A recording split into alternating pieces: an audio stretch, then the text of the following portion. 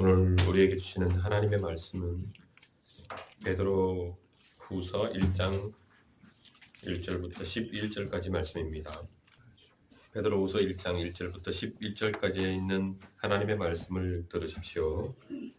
예수 그리스도의 종이며 사도인 시몬 베드로는 우리 하나님과 구주 예수 그리스도의 의를 힘입어 동일하게 보배로운 믿음을 우리와 함께 받은 자들에게 편지하노니 하나님과 우리 주 예수를 알므로 은혜와 평강이 너희에게 더욱 많을지어다. 그의 신기한 능력으로 생명과 경건에 속한 모든 것을 우리에게 주셨으니 이는 자기의 영광과 덕으로서 우리를 부르신 이를 알므로 말미암음이라. 이로써 그 보배롭고 지극히 큰 약속을 우리에게 주사 이 약속으로 말미암아 너희가 정욕 때문에 세상에서 썩으실 것을 피하여 신성한 성품에 참여하는 자가 되게 하려 하셨느니라. 그러므로 너희가 더욱 힘써 너희 믿음의 덕의 지식의 절제를, 절제의 인내를, 인내의 경건을, 경건의 형제의 우애를, 형제의 우애의 사랑을 더하라. 이런 것이 너희에게 있어 흡족한즉 너희로 우리 주 예수 그리스도를 알기에 게으르지 않고 열매 없는 자가 되지 않게 하려니와 이런 것이 없는 자는 맹인이라 멀리 보지 못하고 그의 옛 죄가 깨끗하게 된 것을 잊었느니라. 그러므로 형제들아 더욱 힘써 너희 부르심과 택하심을 굳게 하라. 너희가 이것을 행한즉 언제든지 실족하지 아니하리라. 이같이 하면 우리 주 곧 구주 예수 그리스도의 영원한 나라에 들어감을 넉넉히 너희에게 주시리라. 아멘. 지난주에 이 말씀을 잠깐 언급을 했었는데요.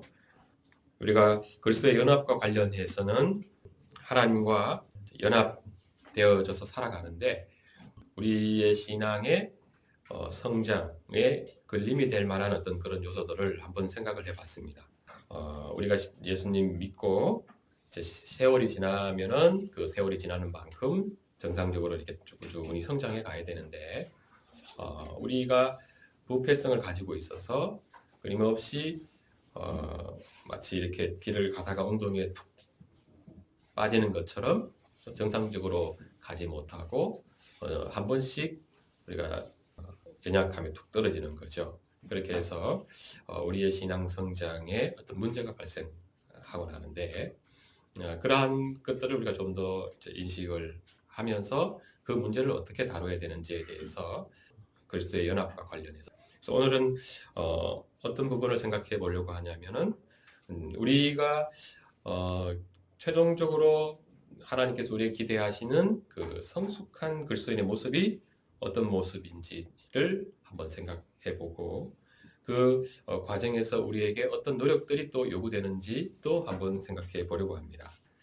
결국은 지난주에 말씀드렸던 것처럼 하나님께서 우리에게 원하시는 그런 하나님 백성다움, 가장 하나님 백성다운 모습, 어떤 모습인가 한마디로 말하면 하나님을 사랑하고 또 형제를 사랑하는 모습이다. 이렇게 말하면 될 것 같습니다.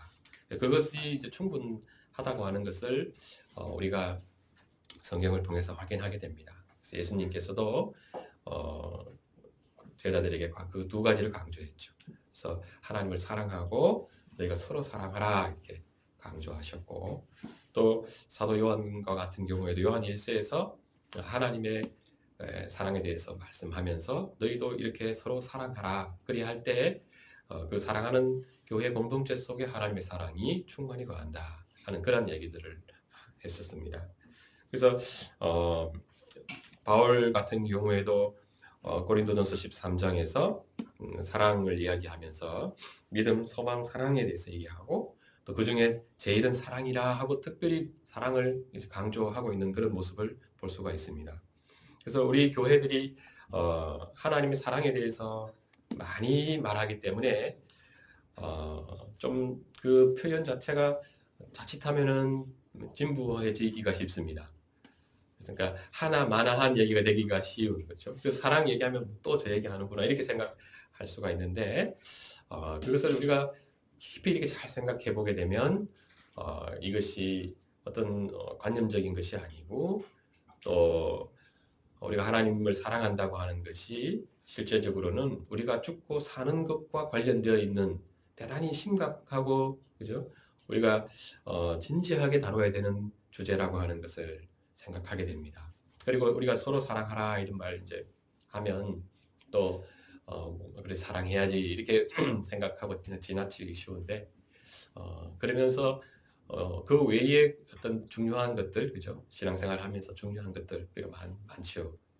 그런데 그런 것들을 중심으로 해서 이렇게 우리 시선이 쉽게 돌아가곤 하는데 사실 우리가 신앙생활 이렇게 계속 하면 할수록 우리 시선이 이렇게 다른 좀 부수적인 것들에서 그죠? 주변에 있는 것들에서 점점 가운데로 이렇게 오게 되는데 우리가 이렇게 계속해서 주목해서 바라보면서 늘 이렇게 기억해야 되는 내용이 어떤 내용이냐? 결국은 하나님을 사랑하라 하는 것이고 그 하나님 사랑하면서 서로를 사랑하는 그것에 있다고 하는 것을 우리가 신앙이 성장하면 성장할수록 사실은 그 중요성에 대해서 더 깊이 인식하게 됩니다. 그래서 교회에서 일어나고 있는 이렇게 많은 복잡한 문제죠. 관계적인 어떤 문제, 또 교회의 어떤 질서와 관계된 정치 질서와 관계된 그런 문제들을 발견하게 되는데, 그리고 교회 안에 있는 어떤 세속화의 문제, 그죠? 영적인 타락의 문제, 이런 교회가 큰 시험에 들기도 하고 그러는데요. 근본적으로 이렇게 따지고 들어가면은 우리 그리스도인들이 하나님을 사랑하는 것에서 이렇게 이탈한 그 문제입니다. 다 보면은 그래서 하나님을 사랑하지 하는 데서 실패하면서 결국은 뭐냐면 서로를 돌보고 사랑하는 것에서 실패하는 거죠. 그러니까 하나님을 사랑하는 데서 떠나게 되면 결국은 하나님께서 우리에게 주신 계명들, 그러니까 하나님이 우리한테 이렇게 살아라 하고 주신 이 하나님의 말씀에서 사실 떠나게 됩니다. 그러니까 하나님께서 우리에게 이 말씀을 주셨는데 이 말씀들이 보면 우리가 가지고 있는 어떤 기본 성정 있지 않습니까? 우리가 가지고 있는 그 본래적인 그런 성정으로는 순종할 수 있는 그런 말씀이 아니죠. 이 말씀이 어떤 말씀이냐면 우리가 다 받아들이면 금방 충돌을 일으킵니다. 그러니까 하나님의 말씀은 거룩한 말씀이죠. 생명의 말씀이고 빛이신 말씀입니다. 그래서 하나님의 말씀이 우리에게 이렇게 다가오게 되면 우리가 즉각적으로 그 거부 반응을 일으키게 돼요. 그래서 우리가 영적으로 어두워져 있을 때는 하나님의 말씀이 이렇게 임하게 되면 그 말씀의 그 빛으로 인해서 우리가 부담감을 느끼거든요. 그래서 말씀이 너무 밝아서 마치 우리의 이렇게 치부를 활짝 이렇게 드러내는 그 순간과 우리가 맞닥뜨려야 되고, 우리가 이제 아픈 곳을 그죠? 바늘로 이렇게 탁탁 찌르는 것 같은 그런 또 아픔을 느끼게 해줄 때가 많거든요. 하나님의 말씀. 그리고 우리의 그 본성은 뭐냐면은 이렇게 하나님의 뜻에 거슬러서 가는 방향으로 가고 싶은데 그게 우리는 편안하고 자연스럽거든요. 예. 그쪽으로 갈 때 오히려 우리는 더 이렇게 안심하고 안정감을 느끼는 때가 많은 그런 사람들입니다, 실질적으로.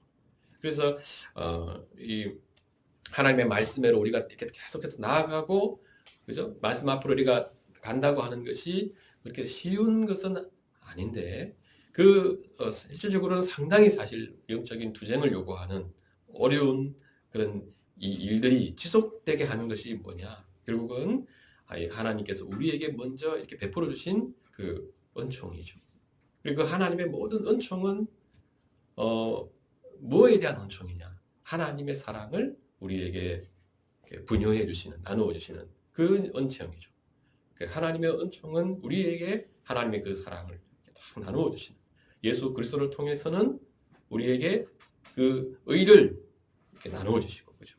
의를 전가해 주시고, 또 그리스도께서 그 의만 전가해 주시는 것이 아니고 그리스도께서 우리를 돌보시기 위해서 뭘 하셨습니까? 하나님 자신을 또 보내시죠. 그분이 성령님이시죠. 그렇죠? 예수 그리스도께서 구속 사역을 완성하기 위해서 그 권한을 받으셨고, 그리고 나서 다시 또 성령님을 우리에게 보내셔서 계속해서 실질적으로 우리를 이렇게 돌보시는 그런 일들을 하세요.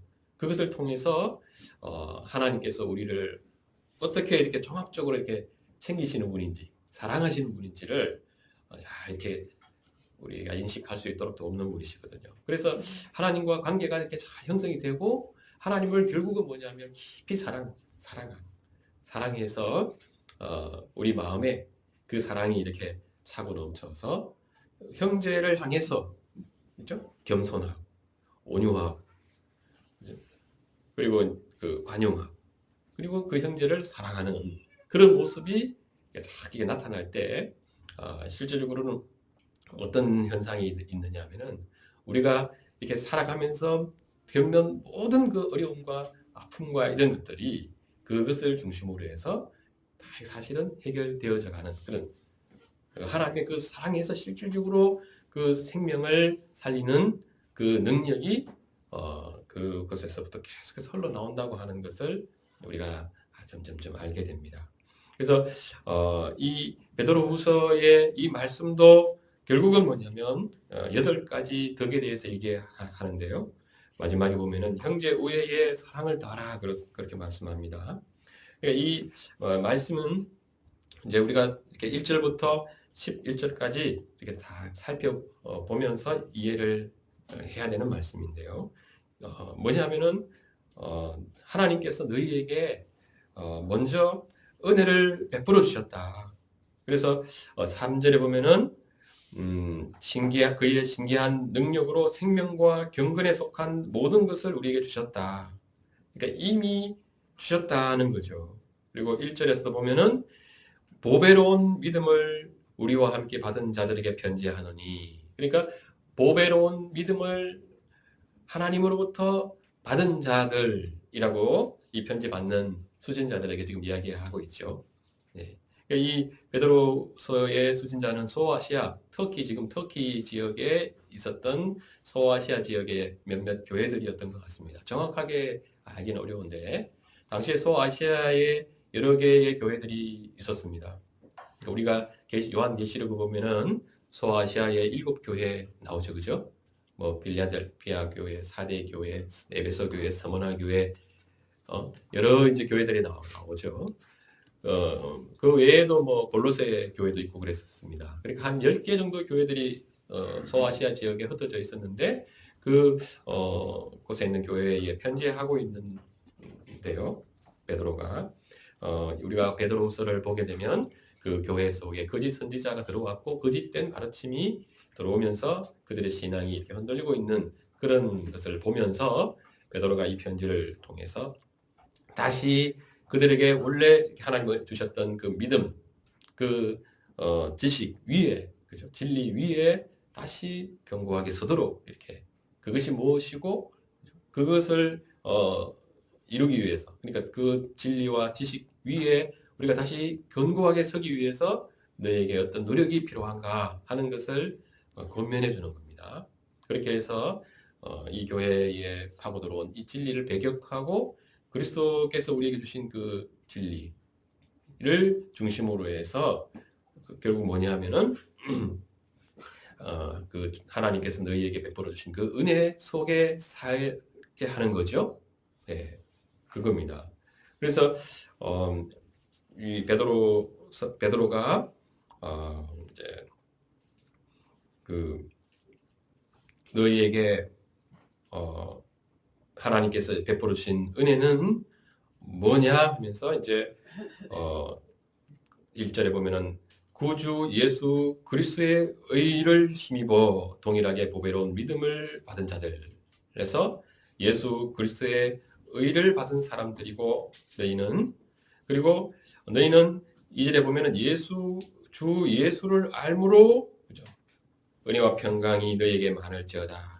주 예수를 아는 사람들이고 그 의를 받은 사람들이고 또 3절에 보면 그 신기한 능력으로 생명과 경건에 속한 모든 것을 받은 사람들이다. 네. 그리고 4절에 보면은 그 보배롭고 지극히 큰 약속을 우리에게 주사 이 약속으로 말미암아 하면서 너희는 신의 성품에 참여한 사람들 되었다. 그러니까 자세하게 다 이렇게 말씀을 하지 않는데 하나님께서 하나님의 백성들과의 그 약속의 근거에서 주신 은혜들입니다. 그리고 그것은 분명한 거죠. 예수 그리스도와 그들이 새롭게 언약 맺은 사람들이고 그 언약이라고 하는 것이 무엇인지를 이 성도들은 알고 있는 사람들입니다. 그러니까 우리 이제 성찬하게 되는데 이 성찬도 그 언약을 새롭게 갱신하는 거거든요. 매번. 그러니까 이 편지를 받는 사람들에게 예수 그리스도께서 너희에게 베풀으신 그 일들, 그 구속에 관한 일들을 다시 한번 이렇게 상기시키면서 너희가 그 은혜로 말미암아 신의 하나님의 성품에 참여한 사람들이 되었다 이렇게 하면서 이 베드로가 그 편지를 받는 분들에게 이제 최종적으로 자기가 뭘 원하는지에 대해서 한 번 더 권면을 하는 겁니다. 그래서 8절에 보면은 너희가 예수 그리스도를 알기에 게으르지 않고 열매 없는 자가 되지 않기를 바랍니다. 그러니까 열매가 풍성하게 맺히는 사람들 되기를 바랍니다. 그리고 그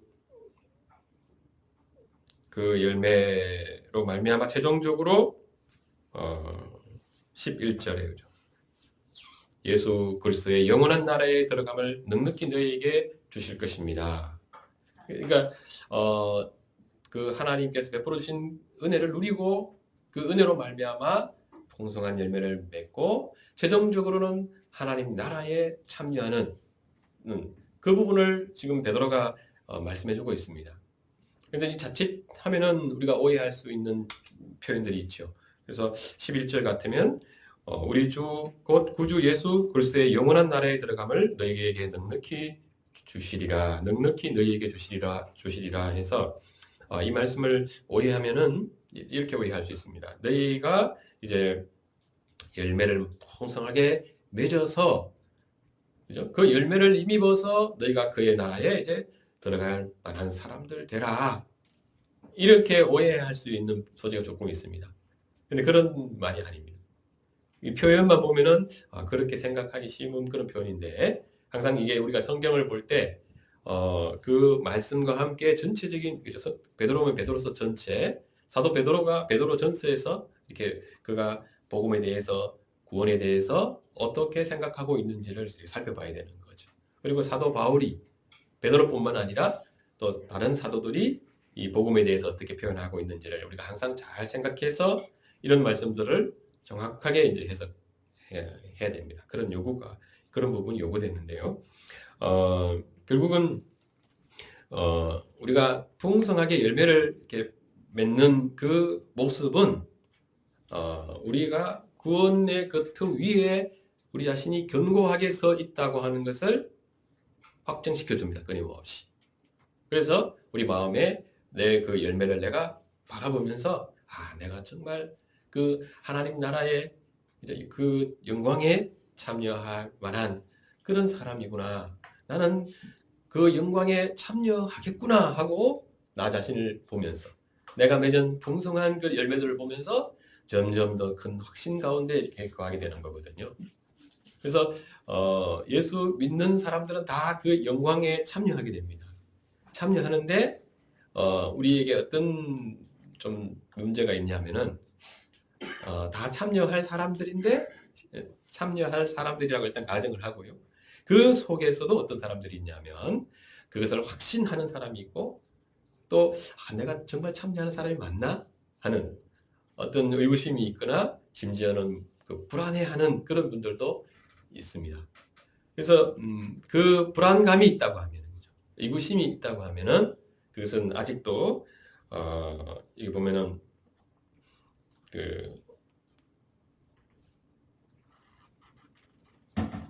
이 10절이죠. 형제들아 더욱 힘써 너희 부르심과 택하심을 굳게 하라 그러지 않습니까? 너희 부르심과 택하심을 굳게 하라. 왜 굳게 하라고 말하냐면 그 터 위에서 너희 신앙이 흔들리지 마라 하는 거거든요. 그래서 그 신앙의 터 위에 너희가 굳게 서서 너희가 하나님께서 너희에게 말씀하시는 하나님의 뜻들이죠. 그것을 순종하는 사람들 되라. 그러니까 신앙이 더 이상 흔들리지 말고 견고하게 서서 확신 가운데 이렇게 살아기를 바란다는 것을 알 수가 있습니다. 그러니까 우리가 신앙생활 하면서 구원의 확신이 없어서 구원의 확신이 부족해서 이렇게 신앙적 진전이 그죠? 충분하게 이렇게 일어나지 않는 열심히 우리가 사실은 신앙의 어떤 성장을 향해서 성화를 향해서 나아가야 되는데 그 부분에서 진전을 잘 이루지 못하는 그런 경우가 상당히 많습니다. 그러니까 세월이 흘러도 신앙이 성장하지 않고 구원의 이 기초, 초보에 계속해서 머물러 있는 사람들이 있어요.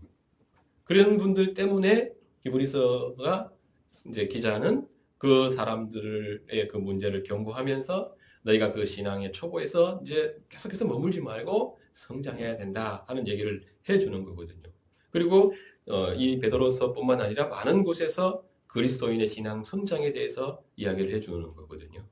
그러니까 소아시아의 7 교회도 보면 똑같은 다 교회들이죠. 은혜 받은 교회들이거든요. 다 같은 은혜 받은 교회들인데 그 7 교회를 보면은 이렇게 칭찬받는 교회도 있고요.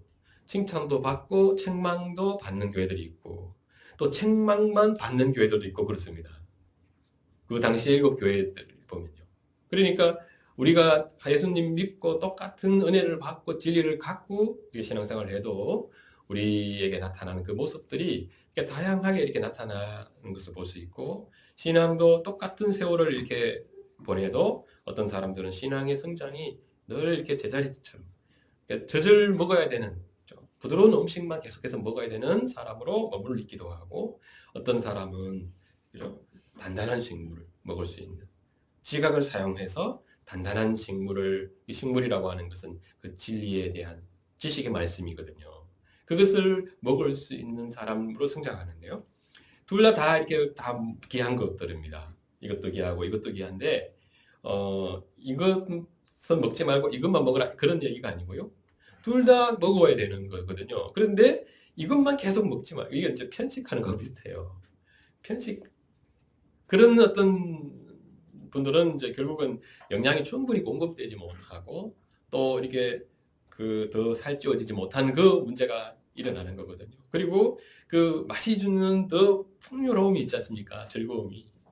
하나님의 그 진리의 지식이라고 하는 것은 우리에게 그 큰 그 기쁨과 즐거움을 주는 거거든요. 네, 하나님과 함께 그죠? 교제하는 더 큰 즐거움, 하나님으로부터 오는 그 은혜의 그 풍성함을 더해주기 때문에 우리가 그 속에서 이렇게 살기를 하나님 바라실 거 아닙니까? 네, 그런 삶을 우리 살기를 바라서 우리가 계속해서 성장해 가기를 바라고 그 성장해 가는 사람들에게 이제 아까 같은 그런 모습들이 잘 나타나야 되는데 이제 그렇게 하지 못하는 모습이 있기 때문에 이 그리스도인의 신앙 성장과 관련해서 우리 신학적인 표현으로 쓰면 이제 성화 이렇게 표현하죠. 성화와 관련해서 성경에 많은 말씀들이 우리에게 주어지고 있는 겁니다. 그래서 우리 그 성장에 관해서 우리 자신을 이렇게 한 번씩 이렇게 돌아보면 어떤 부분을 우리가 좀 생각을 해야 되냐면요. 우리가 생각보다 내가 지금 신앙이 정상적으로 성장하고 있는지, 내가 지금 현재 신앙이 건강한지 그것을 객관적으로 이렇게 파악하지 못하는 분들이 대단히 많습니다. 제가 볼 때는 뭐 열의 9은 다 그래요. 100에 한 99명 다 그렇습니다. 그 정도로 잘 파악을 못해요. 우리는 파악하고 산다고 생각하는 것 같아요. 그게 어떤 것과 비슷하냐면 우리 다 이렇게 그 건강을 챙기면서 살지 않습니까? 우리 자신의 건강을. 그런데 우리 내 건강을 딱 이렇게 잘 아시는 분, 내가 지금 건강하다 보면은 이게 정확하지 않아요. 그냥 그대로 살아가는 것 같아요. 밥 식사하고 잠자고 이렇게 운동하고 하면은 그냥 내가 건강하게 잘 살아간다고 생각하기 쉽거든요. 근데 막상 이제 병원에 가서 진단을 받아보지 않습니까? 그러면은 뭐 혈압도 정상이 아니고 당도 정상이 아니고 막 또 체중도 정상이 아니고 대사율도 정상이 아니고 그런 문제들이 굉장히 많거든요. 그러니까 우리 스스로도 뭐냐면 내가 지금 건강한지 건강하지 않은지 이게 탁 내 스스로 체크하는 거죠. 이게 쉽지 않거든요. 여기에서는 뭐가 필요하냐면 저기 점검을 하려면 훨씬 더 전문적인 지식이 필요해요. 우리도 그죠. 그래서 그것을 판별하기 위해서 있는 분들이 의사 선생님들인데요. 그분들 얼마나 공부 많이 해요. 사람이 어떻게 해야 건강한지에 대해서 과학적인 거 그죠? 이런 것들 해부학부터 시작해가지고 심지어는 우리 세포까지 들여다보면서 정말 건강한 사람은 어떤 사람인가를 이렇게 판단하는 그 능력을 훈련하시는 분들 아닙니까? 그러니까 우리가 그런 분들 앞에 가서 이제 건강을 이렇게 진단받곤 하는데 어, 실, 사실은 뭐냐면 우리가 그래도 내가 지금 현재 이게 살아가면서 내 몸이 건강한지 아닌지는 어느 정도는 좀 더 객관적으로는 파악할 수는 있어야 되거든요. 근데 우리는 병원에 가서 검사 받기 전에는 생각보다 내 자신에 대해서 잘 모른다 하는 겁니다.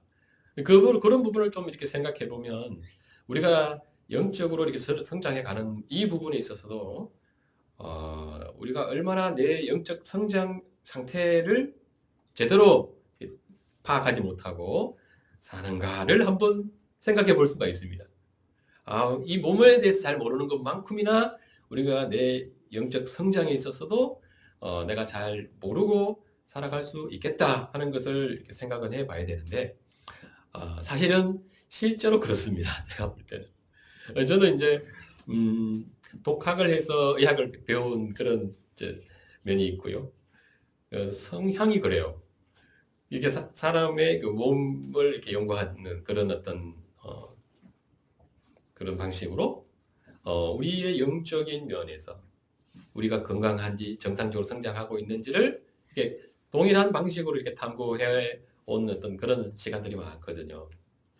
그런 것을 제 스스로 많이 하면서 하면 할수록 뭘 느끼냐면 우리 그리스도인들이 그 내 신앙 상태를 잘 모르고 이렇게 신앙생활하는 경우가 대단히 많구나 하는 것, 거의 대부분이다 하는 것을 많이 생각합니다. 그리고 저 자신도 이렇게 그 탐구를 하면서 한 번씩 제 자신의 어떤 신앙적 상태가 어떤지를 잊어버리고 그렇게 막 살고 있는 그런 모습들도 보거든요. 그런 면에서는 대단히 연약한 거죠. 그래서 우리가 그럴 수 있다고 하는 것을 먼저 한 번씩은 잘 생각하면서 적어도 뭐냐면 내가 신앙이 건강하다고 하는 것은 어떤 것이고 그죠? 그 건강함에 비추어서 그 건강함에 대한 성경의 진리죠, 진리.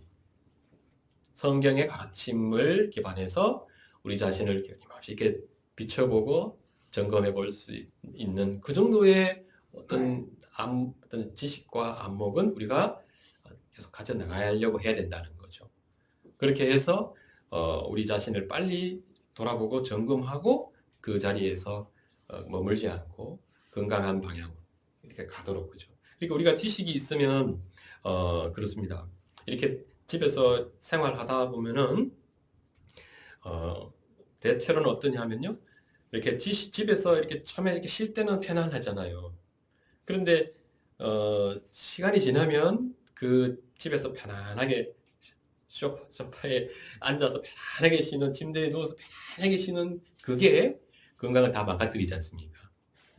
네, 그게 건강을 다 망가뜨려요. 그러니까 우리가 그것도 막 착각하는 거거든요. 이게 그러면 좋겠다 하는데 안 그래요. 막 나가서 걸어야 돼요. 막 산도 올라오고 땀도 흘려야 되고 운동도 막 해야 되는 일도 하고 그렇게 해야 그게 다시 정상적으로 몸이 이렇게 회복되는 그런 몸이라는 것을 우리가 아는 거거든요.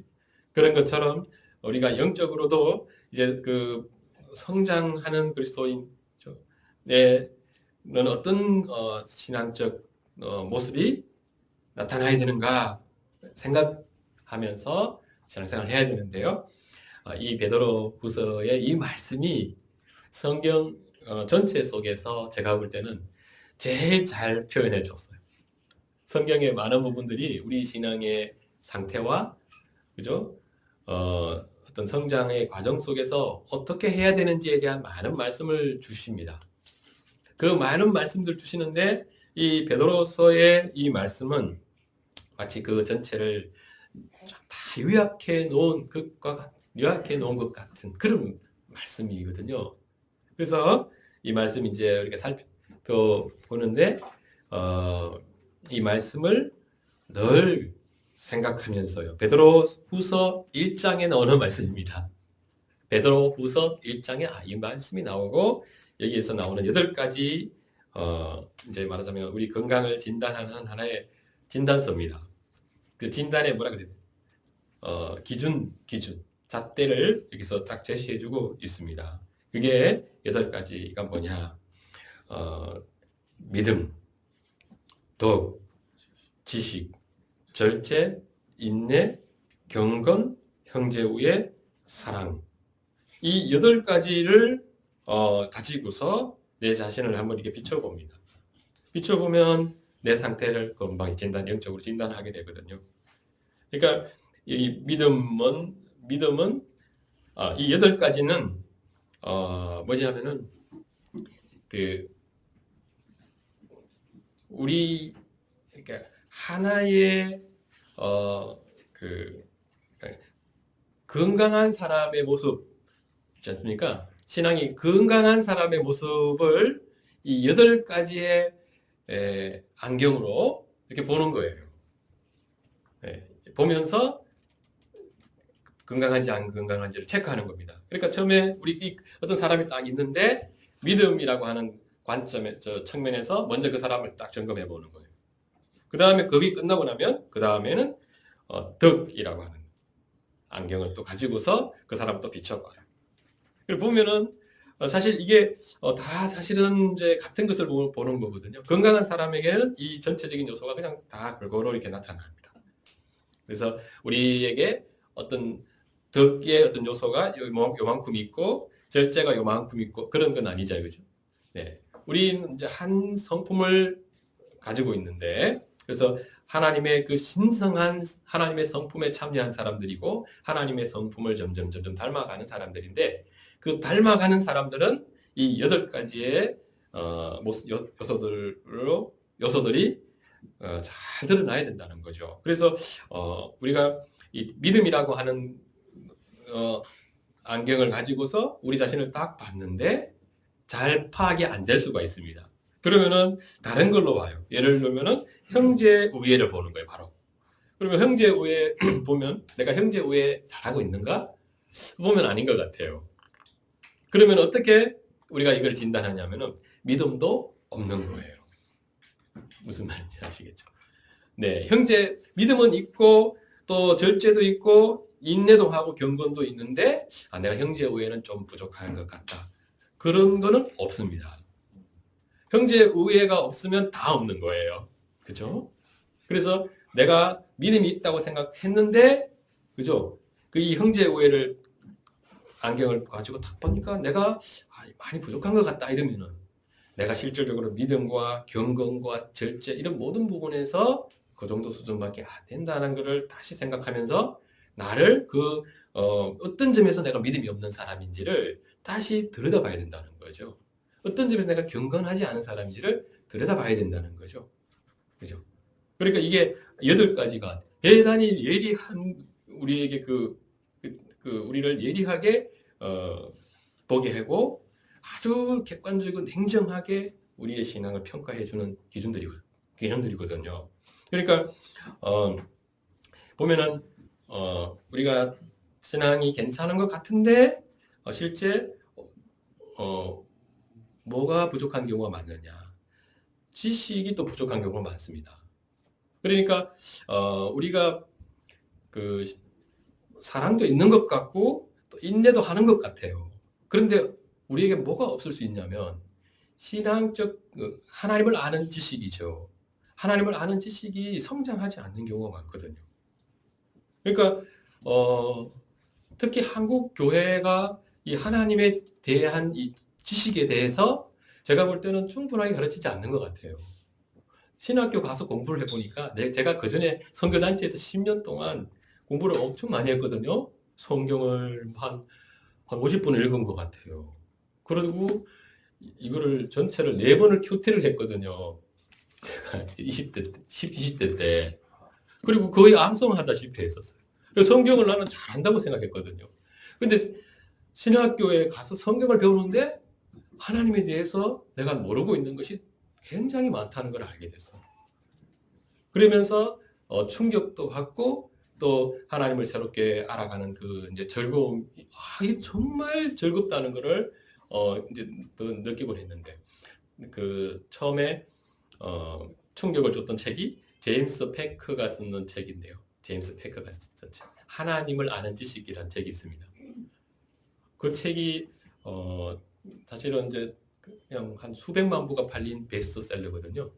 그런데 수백만 부가 팔릴 정도로 세계적으로 이 정말 뛰어난 작품이고 그게 하나님은 어떤 분이신지에 대해서 그 뛰어난 신학자가 너무나 이해하기 쉽고 은혜롭게 쓴 책이에요.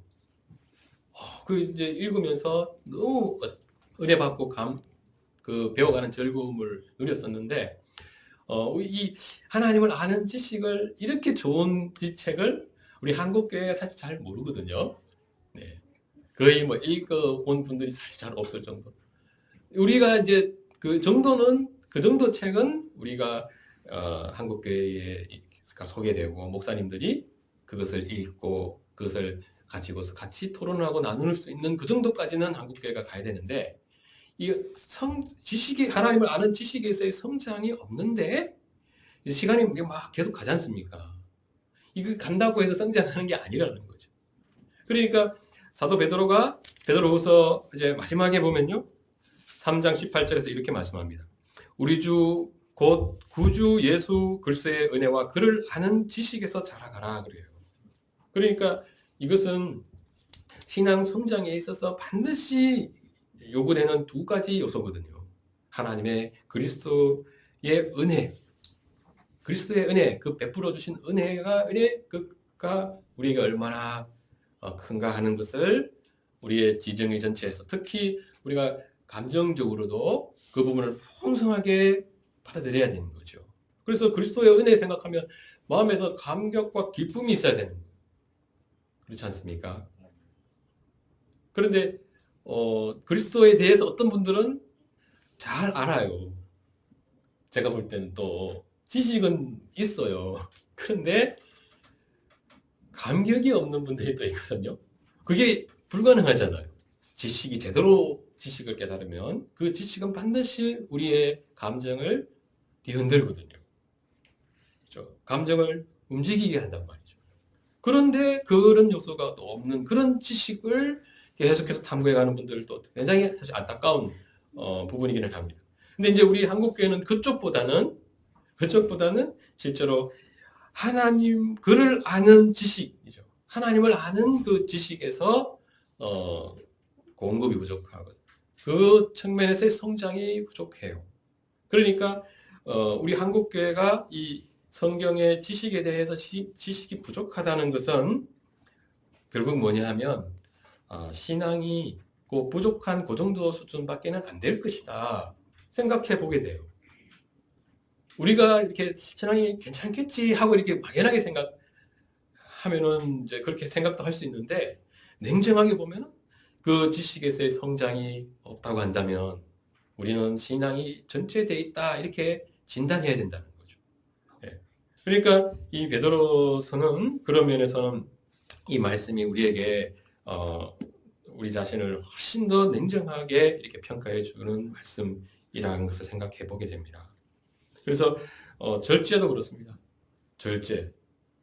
이게 이 절제라고 하는 것은 뭐 우리 이제 타고나게 절제를 잘하시는 분들이 있습니다. 절약도 잘하시고 그런 절제 아니고요. 하나님의 뜻에서 이렇게 이탈하지 않는 그 힘이거든요. 하나님의 뜻. 좌우로 치우치지 마라 그랬잖아요. 이 절제력이 없으면 자꾸 이게 좌우로 치우쳐요. 나 같다 해요. 하나님의 뜻을 향해서 쭉 가는 사람, 그런 사람이 절제에 있는 사람이거든요.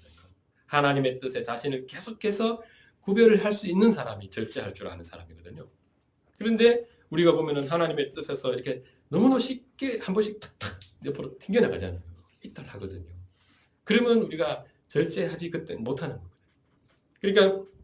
그러니까 우리가 절제한다고 하면은 사실은 뭐냐면 그런 하나님의 뜻을 향해서 이렇게 쭉 이렇게 가는데 필요한 모든 것들을 다 갖고 있는 사람, 모든 요소들이 그것을 향해서 질서 있게 탁 형성된 사람들이거든요. 그래서 밥을 먹는 거, 잠을 자는 거, 그 다음에 우리 몸을 관리하는 거, 건강을 관리하는 이 모든 것이 질서 있게 탁 이렇게 하나님의 뜻에 순종하는 방향으로 질서가 탁 잡히는 거예요. 우리 이제 일주일 이렇게 살지 않습니까? 그러면 일주일 사는 동안에는 뭘 중심으로 해서 우리 삶의 질서가 딱 잡혀 있어야 되냐면 예배를 중심으로 해서 이렇게 다 잡혀 있어야 되는 거예요. 최소한 그죠? 예배를 중심으로 해요. 주일이라고 하는 원래는 모든 날이 다 그래야 돼요. 주일처럼 모든 날이 하나님께 경배드리는 날이죠. 그런데 이제 우리가 그 정도 수준까지는 도저히 안 돼요. 그래서 적어도 일주일에 하루 정도만 좀 한번 제대로 한번 살아보자 해서 주일날 이렇게 하는 겁니다. 네. 그래서 이 주일날 우리가 이제 이런 중심으로 해서 한번 이렇게 살아보려고 하는 거예요. 주일날 중심으로 해서 일주일 동안 체력도 안배하고 있잖아요. 건강 관리도 하고 특히 요즘 토요일 또 쉬는 날이 많잖아요.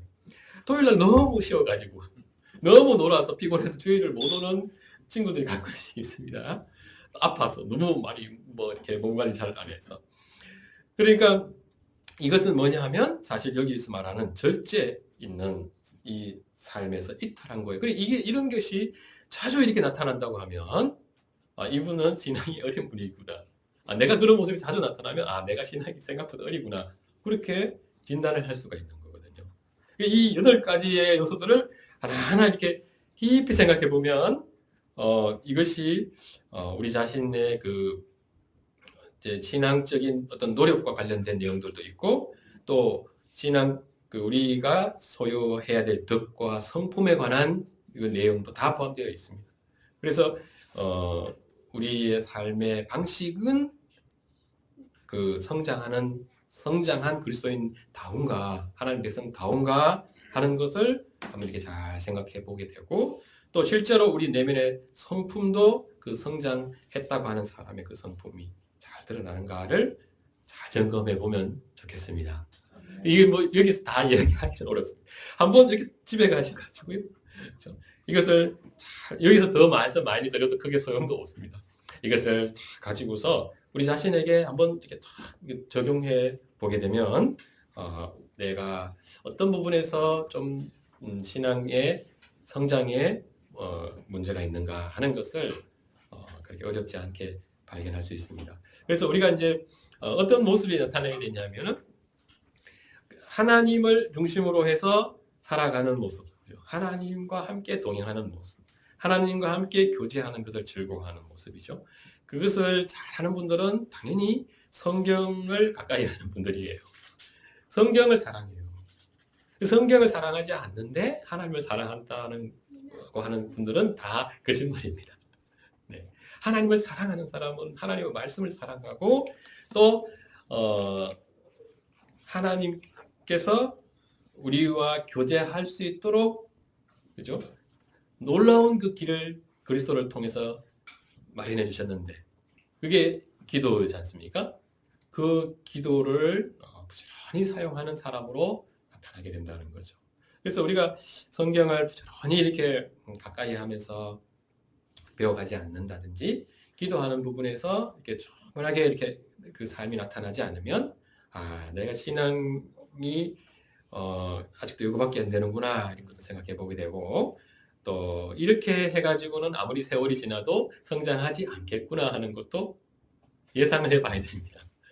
내가 이렇게 하면 신앙이 성장하지 않겠다 하는 것도 생각을 냉정하게 하면서 이런 모습이 이제 잘 회복되는 것도 나에게 요구된다는 것을 생각해야 됩니다. 그래서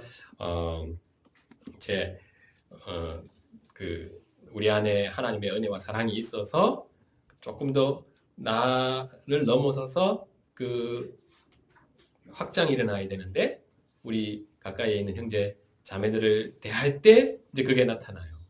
그래서 우리가 그 성품이 성장하는 것은 이게 이제 성경에서 얘기하는 것이 아니고 일반적으로 그렇죠. 성품이 성장하는 것은 사랑을 많이 받을 때 행복감을 많이 제공받을 때 성품이 성장한다고.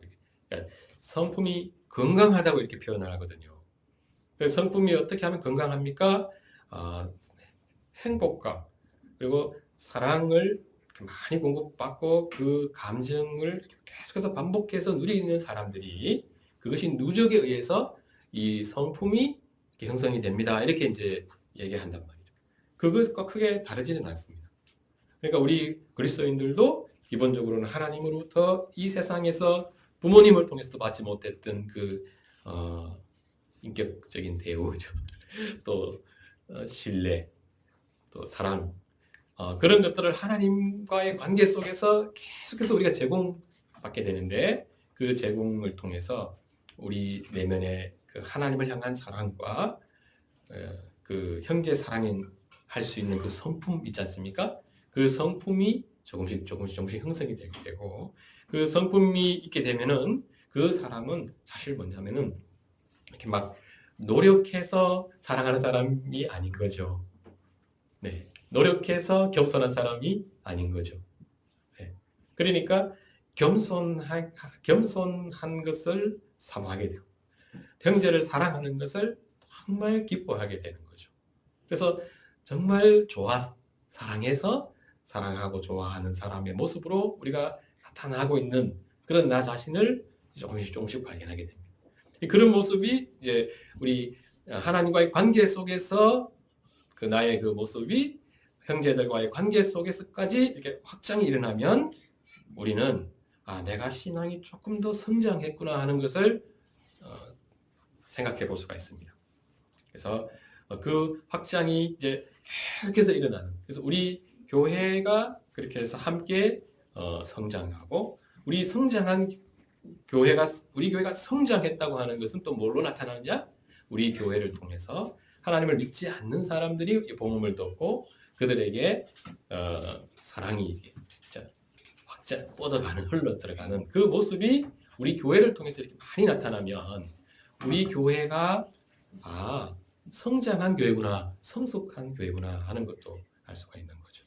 그래서 이 말씀을 한 번씩 잘 이제 생각하면서 우리 자신의 그 신앙을 잘 냉정하게 잘 점검해보고 우리의 어떤 부분에서 부족한 부분들이 있는지 파악이 됐다고 하면은 그런 부분들을 더 이렇게 기도하고 또 하나님의 말씀을 통해서 베풀어 주시는 그 은혜를 의지해서 계속해서 영적인 노력들이 나타나야면 좋겠습니다. 같이 기도하겠습니다. 거룩하신 아버지 하나님, 베드로 후서 말씀을 통해서 우리 그리스도인들이 장성한 믿음의 분량에까지 자라가야 한다는 것을 다시 한번 생각하게 되고 그 성장의 과정이 어떻게 나타나야 되는지도 생각해 보게 됩니다. 우리에게 신앙이 이제 성장해 가야 하는 이 숙제가 구원받은 모든 백성들에게 남아있고 그것을 통해서 하나님께 영광을 올려드리고 또 그 영광에 참여하는 사람들로 저희가 살아가야 하는데 아버지 하나님 그러한 은혜의 역사들이 우리 속에 잘 나타나게 하여 주시옵소서. 우리가 말씀과 또 하나님의 은혜 안에 계속해서 자라가기를 원하오니 아버지 하나님 우리 교회 속에 하나님의 말씀이 선포되게 해주시고 하나님을 아는 지식에서의 성장이 가장 우선적으로 우리 가운데 잘 나타나게 하여 주시옵소서. 예수님의 이름으로 기도드립니다. 아멘.